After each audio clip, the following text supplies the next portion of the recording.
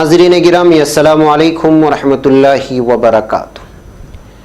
सीधी बात के ताज़ा तरीन प्राइम टाइम में आप लोगों का इस्तकबाल है।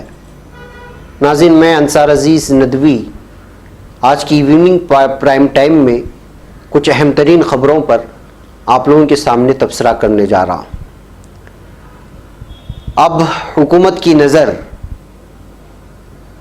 महसूस होता है कि नोटबंदी के बाद आपके घर में रखे सोने पर भी पड़ गई है और मुख्तलिफ बहानों से उसको वो भी हड़पना चाह रही है। क्या तफसीलात है मैं आपको बताता हूँ। उसके अलावा आपको मालूम है कि यूरोपीय अरकान पार्लियामेंट इस वक्त कश्मीर में अपना दौरा कर रहे हैं, लेकिन वो किस तरह का दौरा है, जाहिर सी बात है सरकारी मेज़बानी में जो दौरा होगा सो वो होगा। लेकिन इस बीच में बहुत अफसोसनाक खबर ये आई कि 5 बंगाली मजदूरों का कत्ल कर दिया गया है और यूरोपीय यूनियन के रुकन पार्लियामेंट ने कश्मीर मामले पर पीएम मोदी को नसीहत भी दे डाली और साथ ही मोदी हुकूमत के पीआर स्टंट का हिस्सा नहीं बनना चाहता था। इस तरह एक और पार्लियामेंट ने, यूरोपीय रुकन पार्लियामेंट ने, जिसका नाम क्रिस डेविस बताया गया है, वो जो है मशवरा दिया है, इस तरह का बीबीसी को बयान दिया है। उसकी भी तफसीलात बयान करता हूं कि उन्होंने किस तरह की शराइत रखे थे और उसको नहीं माना गया। इसके अलावा हज के मौके पर या उम्रे के मौके पर निकाली गई एक तस्वीर, वो इस वक्त आलमी अवार्ड जीत चुकी है। मैं उसकी भी तफसीलात आप लोगों के सामने रखने की कोशिश करूँगा। बहरकैफ नाज़रीन, तफसीलात में जाने से पहले आप लोगों से दरख्वास्त है कि जिन लोगों ने हमारे चैनल को सब्सक्राइब नहीं किया है वो सब्सक्राइब कर लें और हमारे इन वीडियोस को दूसरों तक पहुंचाने में हमारी मदद करें। आइए सबसे पहले बात करते हैं आपके घर में रखे हुए सोने की। उस पर किस तरह इस वक्त मरकजी हुकूमत की लालची निगाहें पड़ी हुई हैं। जी, नोटबंदी के बाद काले धन पर मोदी हुकूमत एक दूसरा बड़ा कदम उठाने की तैयारी में है।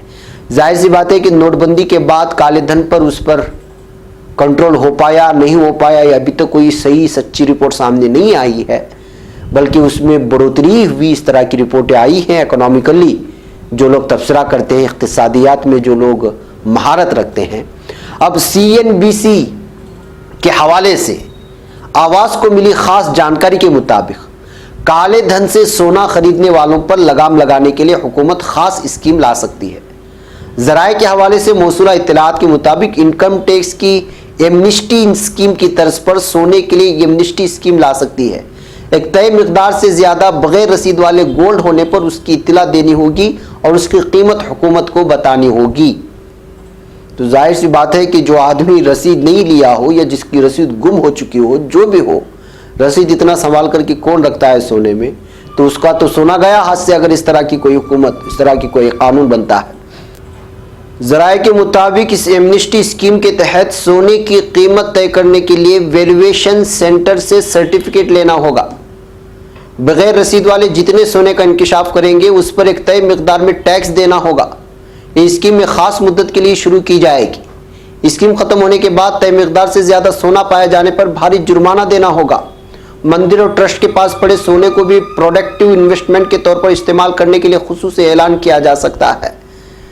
ज़राए के मुताबिक वज़ारत ख़जाना के महकमा बराए इक़्तिसादी उमूर और मालिया महकमे ने मिलकर इस स्कीम का मुसवदा तैयार कर लिया है। वज़ारत ख़जाना ने अपनी तजवीज़ काबीना के पास भेजी है। जल्द ही काबीना से इसको मंजूरी भी मिल सकती है। अक्टूबर के दूसरे हफ्ते में काबीना में इस पर तबादला ख्याल होना था। महाराष्ट्र और हरियाणा के असम्बली इलेक्शन की वजह से आखिरी वक्त पर इस फैसले को मुअख्खर किया गया है। यानी साफ बात यह है कि काले धन के नाम पर, टैक्स चोरी के नाम पर मरकजी हुकूमत एक मरतबा फिर आपके घर में रखे उस सोने के ऊपर नजरें गाड़े हुए है जिसकी रसीद या तो आपने गुम कर दिया है या किसी वजह से नहीं लिया है। बहर के जो भी नुकसान होना है और इस तरह के फैसलों से जो नुकसान होता है वो तो आपको नोटबंदी के मौके पर मालूम हुआ ही होगा।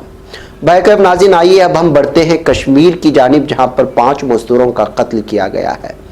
दफ़ा 370 हटने और जम्मू कश्मीर के 2 टुकड़े होने के बाद से अब तक के सबसे बड़े हमले में मंगल को जंगजुओं ने कलगाम ज़िले में 5 गैर कश्मीरी मजदूरों का बहिमाना कत्ल कर दिया और एक को संगीन तौर पर ज़ख्मी कर दिया है। ये सभी मजदूर मगरबी बंगाल के मुर्शिदाबाद के बताए जा रहे हैं, जो यहाँ दहाड़ी मजदूरी करते थे। वाक़े के बाद इलाके की घेराबंदी करके सिक्योरिटी फोर्सेस ने बड़े पैमाने पर तलाशी मुहिम शुरू कर दी है। बाज़ लोग इसको मगरबी बंगाल के बता रहे हैं और बाज़ अखबारात इसको कहा जा रहा है कि उनका ताल्लुक बांग्लादेश से है वगैरह वगैरह। मिली जानकारी के मुताबिक मारे गए मजदूरों के नाम शेख कमरुद्दीन, शेख मोहम्मद रफ़ीक, शेख मुरसलीन, शेख निज़ामुद्दीन और मोहम्मद रफ़ीक शेख है, जबकि हमले में संगीन तौर पर ज़ख्मी मजदूर का नाम ज़हूरुद्दीन बताया गया है। ख़ास बात यह है कि वाक़या उस वक्त हुआ जब यूरोपीय अराकीन पार्लियामेंट का एक नुमाइंदा वफ्द रियासत के दौरे पर था। यूरोपीय ममालिक के 28 अरकान पार्लियामेंट की टीम मोदी हुकूमत की दावत पर मंगल को कश्मीर के हालात का जायजा लेने के लिए रियासत के एक रोज़ा दौरे पर है। लेकिन एक बात वाज़ेह कर ले कि ये सरकारी दौरा नहीं है उनके मुल्कों का, ये तो वो अपनी निजी दौरे पर आए हुए हैं और उसकी मेज़बानी यहाँ की हुकूमत कर रही है। तो जाहिर सी बात है कि उनके जो बयानात आएंगे वो हुकूमत को खुश करने वाले ही होंगे।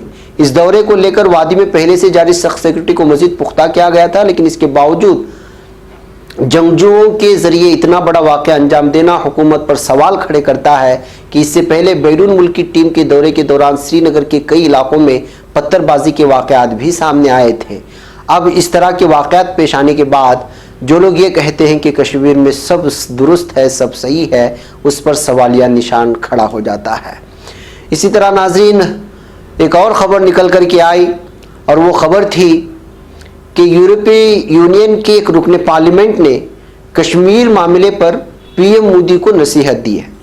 जी हाँ, यूरोपीय यूनियन के रुकने पार्लियामेंट निकोलस फेस्ट ने मीडिया से बातचीत के दौरान कहा है कि मुझे लगता है कि अगर यूरोपीय यूनियन के अराकीन पार्लियामेंट को कश्मीर जाने देते हैं तो आपको हिंदुस्तान के अपोजिशन लीडरों को भी इसकी इजाज़त देनी चाहिए। ऐसा लगता है कि कुछ आदमी तवाज़ुन है, हुकूमत को किसी तरह से उसका हल निकालना चाहिए। ये हुकूमत को बयान दिया है एक यूरोपीय पार्लियामेंट का यूरोपीय मेंबर पार्लियामेंट। इसी तरह क्रिस डेविस नामी एक शख्स का इंटरव्यू शाये हुआ है बीबीसी में। ये भी यूरोप के अराकीन पार्लियामेंट में से ही एक हैं। रिपोर्ट में दर्ज है कि यूरोप के अराकीन पार्लियामेंट की एक टीम ने मंगल को कश्मीर का दौरा किया। इस दौरे को सभी अराकीन पार्लियामेंट का निजी दौरा बताया जा रहा है, लेकिन आना जाना, खाना पीना और ठहरने तक का इंतजाम हिंदुस्तानी इंतजामिया बर्दाश्त कर रही है। इस टीम में शामिल होने के लिए यूरोप के जिन अराकीन पार्लियामेंट को दावतनामा भेजा गया था उनमें यूरोपीय पार्लियामेंट के रुकन क्रिस डेविस भी मौजूद थे, यानी उनका नाम भी शामिल था। लेकिन उनका दावा है कि आखिरी वक्त में उन्हें दी गई दावत वापस ले ली गई और कश्मीर जाने वाली टीम में उन्हें जगह नहीं दी गई। क्रिस डेविस पार्लियामेंट में मगरबी इंग्लैंड के नुमाइंदा हैं। बीबीसी की खबर के मुताबिक उनका कहना है कि उन्होंने हिंदुस्तानी इंतजामिया के सामने एक शर्त रखी थी कि कश्मीर में उन्हें घूमने फिरने और लोगों से बातचीत करने की आज़ादी दी जाए। बीबीसी से बातचीत में क्रिस डेविस ने बताया कि मैंने कहा कि मैं कश्मीर में इस बात की आज़ादी चाहता हूँ कि जहां मैं जाना चाहूं जा सकूं और जिससे बात करना चाहूं उससे बातचीत कर सकूं। मेरे साथ फौज, पुलिस या सिक्योरिटी फोर्स की जगह आज़ाद सहाफ़ी और टेलीविज़न की टीम हो। उन्होंने मजीद कहा कि जदीद समाज में प्रेस की आज़ादी बेहद अहम है। किसी भी हालत में हम खबरों में काट छांट की इजाज़त नहीं दे सकते। उन्होंने बताया कि जो कुछ हो रहा है उसके बारे में सच्चाई और ईमानदारी से रिपोर्टिंग होनी चाहिए। डेविस ने दावा किया कि इनकी शराइत के कुछ दिन बाद उन्हें भेजी गई कश्मीर दौरे की दावत वापस ले ली गई। डेविस का कहना है कि कश्मीर दौरे की दावत पीएम नरेंद्र मोदी के हामी मुबैना women's economic and social think tank की जानिब से मिली थी। दावतनामे में साफ कहा गया था कि दौरे का इंतजाम हिंदुस्तानी इंतजामिया के ताउन से किया जा रहा है। उन्होंने बताया कि उन्हें कहा गया कि इस दौरे का खर्च international institute for non aligned studies उठाएगा। डेविस का कहना है कि उन्हें इस बारे में कोई जानकारी नहीं है कि इस इदारे को मिलने वाले फंड का जरिया क्या है। जाहिर सी बात है हुकूमत ही होगी। बीबीसी बातचीत में डेविस ने कहा कि स्पॉन्सरों ने शुरुआत में कहा कि थोड़ी सिक्योरिटी जरूरी होगी, लेकिन 2 दिन के बाद मुझे बताया गया कि दावतनामा रद्द किया जा रहा है क्योंकि दौरे में लोगों की तादाद पूरी हो गई है और मुझे दी गई दावत पूरी तरह से वापस ले ली गई। डेविस का कहना है कि उन्हें लगता है कि स्पॉन्सरों को उनकी शर्तों से एतराज था, इसलिए दावतनामा रद्द कर दिया गया। उन्होंने ये भी कहा कि मैं मोदी हुकूमत के पीआर स्टंट में हिस्सा लेने और ये जाहिर करने को तैयार नहीं था कि ऑल इज वेल। मैंने अपने ईमेल के जरिए उनके सामने पूरी तरह से साफ कर दिया था। अगर कश्मीर में जमहूरी उसूलों को कुचला जाता है तो दुनिया को उसका नोटिस लेना चाहिए। वो क्या है जो हिंदुस्तानी हुकूमत को छुपाना है? वो सहाफ़ियों और दौरा करने वाले लीडरों को मकामी लोगों से आज़ादी से बातचीत करने की इजाज़त क्यों नहीं देंगे? इनके जवाब से लगता है कि मेरी गुजारिश को पसंद नहीं किया गया। तो इस इंटरव्यू के बाद नाजरीन पूरी तरह वाज़ेह हो गया है कि हालिया यूरोपीय पार्लिमानी वफ्द का जो दौरा है कश्मीर का, वो पूरा मैन्युफैक्चर्ड है, यानी कि बना बनाया हुआ है कि किसी तरह से जो है उनके मुंह में अपनी ज़बान रखकर बुलवाया जाए। बैकैफ नाज़रीन, अब मैं आपको एक तस्वीर दिखाता हूं जिस तस्वीर ने इस साल इंटरनेशनल फ़ोटो अवार्ड 2019 हासिल किया है। ये फ़ोटो है एक सऊदी फोटोग्राफर के हरम मक्की में ली गई एक तस्वीर ने इटली में तस्वीरों के बैनुल-अक़वामी मुकाबले में अवार्ड जीत लिया। सेना बैनुल-अक़वामी मुकाबले में दिलचस्प चेहरों और किरदारों के महवर के हवाले से होने वाले मुकाबले में इस तस्वीर को गैर मामूली पज़ीराई हासिल हुई, जिसके बाद सऊदी फोटोग्राफर की हरम मक्की में ली गई तस्वीर को बेहतरीन अवार्ड का मुस्तहिक करार दिया गया। टीवी के कैमरामैन और हिदायतकार अम्मार अल अमीर ने एक चैनल से कहा कि मैंने हरम मक्की में सफ़ेद कपड़ों में मलबूस मुसलमानों को खुशू व खुजू के साथ इबादत और शायर इस्लाम की अदायगी के मंजर को अपने कैमरे में महफूज करना और उसे आलमी सतह पर दूसरे मज़ाहिब के पैरोकारों के सामने पेश करने पर फ़ख्र है। मैंने ये तस्वुर इटली में होने वाले बैनुल-अक़वामी मुकाबले में मुख्तलिफ मज़ाहिब और अक़वाम के लोगों के सामने पेश की, जिसे बहुत ज़्यादा पसंद किया गया। सेना दुनिया के फोटोग्राफी के सबसे बड़े मुकाबलों में से एक मुकाबला है। इस मुकाबले के दौरान सऊदी फोटोग्राफर अम्मार अल अमीर की इस तस्वीर को पूरी दुनिया के पेशावर मुसव्विरों ने हज़ारों तस्वीर में से मुंतखब किया है, जो वाकई काबिल तारीफ़ है। अमीर ने बताया कि वो कैमरे और पेशावराना फुटेज से मोहब्बत करता है। उसकी तस्वीर हरम शरीफ के फ़न तामीर को दस्तावेज़ी अंदाज में पेश करने की कोशिश की जाती है और ये नमाजियों की तादाद है जो मकाम इब्राहिम के पास खड़े होकर के नमाज अदा कर रहे हैं। उसी मौके पर इस तस्वीर को ली गई थी। बहरहाल नाज़रीन, एक और छोटी सी खबर आप लोगों के सामने रखना है कि किस तरह से अब कैसे कैसे लोगों को और मुल्जिमान को जो है सिक्योरिटी दी जा रही है। मालेगांव 2008 बम धमाके के मुल्जिमीन में से एक अहम तरीन मुल्जिम समीर कुलकर्णी है, उसको सिक्योरिटी मुहैया कराए जाने की खबरें मौसूल हो रही हैं। ये तस्वीर वही है जिसको ANI ने शाये किया है अपने ट्विटर पेज में। खबर रसा इदारे ANI का कहना है कि पुणे वाक़े पंपड़ी चिंचवाड़ वाक़े समीर कुलकर्णी की रिहाइश पर आज से एक सिक्योरिटी गार्ड तैनात कर दिया गया है। यानी कि जो लोग बम ब्लाकों में बम ब्लास्ट के मुल्जिमीन है और सैकड़ों लोगों के मरने के वजह बने, उन लोगों को भी हुकूमत इस वक्त जो है सिक्योरिटी फराहम कर रही है। तो जाहिर सी बात है, ये देखने के बाद महसूस होता है कि जो है हिंदुस्तानी समाज, उसका इंतज़ामिया किस जानिब को बढ़ने लगा है। बैकैफ नाज़रीन, एक और अफसोसनाक खबर आई है बिहार से कि एक अपना बच्चा पाने के लिए भतीजे की बलि चढ़ाई गई। जी हाँ, दुनिया चाहे कितनी भी तरक्की कर ली हो, लेकिन माशरे में तोहम परस्ती और अंधा अक़ीदा आज भी मौजूद है। उसकी ताज़ा मिसाल बिहार के ज़िला भागलपुर में उस वक्त नज़र आई जब एक शख्स ने अपनी बीवी की गोद भरने के लिए अपने भतीजे को कत्ल कर दिया। इत्तलात के मुताबिक वाक़या पीरपेंती थाना इलाके में पेश आया। शिवानंदन नामी शख्स पर इल्ज़ाम है कि उसने तांत्रिक के कहने पर अपने 11 साला मासूम भतीजे को बलि चढ़ा दिया।